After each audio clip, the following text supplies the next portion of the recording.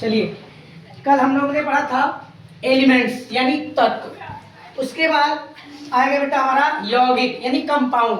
तो यौगिक किसे कहते हैं?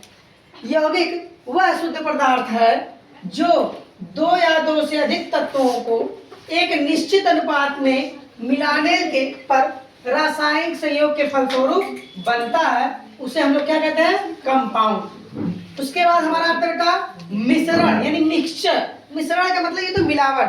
तो मिश्रण वह अशुद्ध पदार्थ है जो दो या दो से अधिक तत्वों या यौगिकों को किसी भी निश्चित अनुपात में मिलाने पर बनता है, वह हमारा मिश्रण कहलाता है।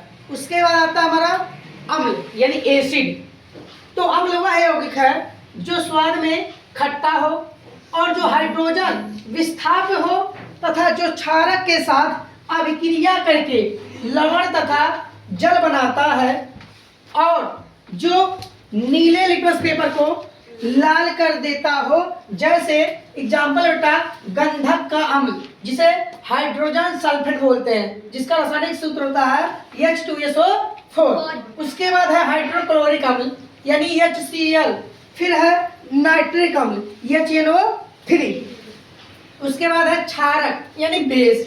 तो क्षारक धातुओं या धातुओं के सदृश तत्व समूहों से बने यौगिक जो अम्ल से अभिक्रिया करके लवण तथा जल बनाते हैं, जैसे sodium hydroxide NaOH, magnesium oxide MgO और पोटेशियम हाइड्रोक्साइड यानी KOH। उसके बाद आता है बेटा लवण यानी साल्ट। तो लवण क्या होता है? तो वह लवण वह यौगिक है जो किसी अम्ल के अणु में विद्यमान हाइड्रोजन के परमाणु या परमाणुओं के धातु या धातु सदृश तत्वों को NH4+ द्वारा यानी अमोनियम द्वारा आंशिक या पूर्ण विस्थापन के फलस्वरूप बनते हैं, जैसे सोडियम क्लोराइड यानी नमक NaCl, zinc sulphate ZnSO4, ammonium chloride NH4Cl आदि। यही हमारे क्या कहलाते हैं? लवण कहलाते हैं। उसके बाद हम आगे देखते हैं। हो गया। जी चलिए देखिए, आजा बेटा विलयन या घोल। अब देखो सोल्यूशन यानी विलयन दो या दो, विलयन का मतलब जो मिलाया जाता है, मिल जाए। तो दो या दो से अधिक पदार्थों का मिश्रण है। विलयन क्या है? दो या दो से अधिक पदार्थों का मिश्रण है। जैसे मैं बोल दिया भाई चीनी और पानी का घोल। तो मिश्रण दो प्रकार का होता है, एक समांगी मिश्रण और एक विषमांगी मिश्रण। समांगी मिश्रण का मतलब उसके अवयव इतनी अच्छी तरह से घुले हो कि हम उसे नंगे आंखों से देख ना सके, वह समांगी मिश्रण कहलाता है। जैसे चीनी और पानी का घोल। दूसरा मैं बोला हूँ क्या? विषमांगी यानी वे पदार्थ जो जिनके अवयवों को हम नंगे आंखों से देख सके, वे क्या कहलाते हैं? विषमांगी कहलाते हैं। जैसे बालू और पानी का घोल। उसके बाद आगे मैं क्या कहा बेटा कि विलयन। अब इसमें लिखा है कि विलयन दो या दो से अधिक पदार्थों का मिश्रण है, बता चुका।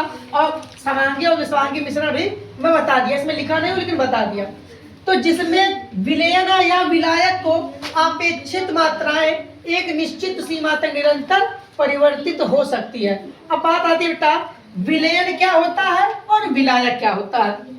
विलयन का मतलब जो घुल जाए, और जो घुला दे वह विलायक कहलाता है। जैसे मैं बोला था एग्जाम्पल में चीनी और पानी का घोल। तो चीनी इसमें क्या हो गया? विलयन हो गया, और पानी क्या हो गया? विलायक हो गया। क्यों? क्योंकि चीनी घुल रहा है किसमें? पानी में। तो जो घुला रहा है वह विलायक, जो घुल रहा है वह विलयन।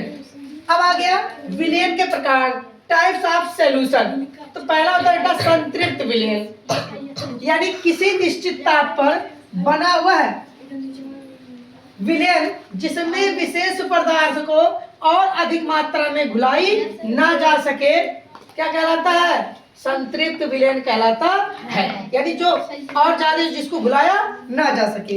असंतृप्त विलयन दूसरा है। तो किसी निश्चित ताप पर बना वह विलयन जिसमें विलेय पदार्थ को और अधिक घुलाई जा सके, यानी घुल जाए उसको और क्या दे, घुलाया जा सके, असंतृप्त विलयन कहलाता है। तीसरा हमारा अति संतृप्त विलयन यानी सुपर स्टैंडर्ड सॉल्यूशन।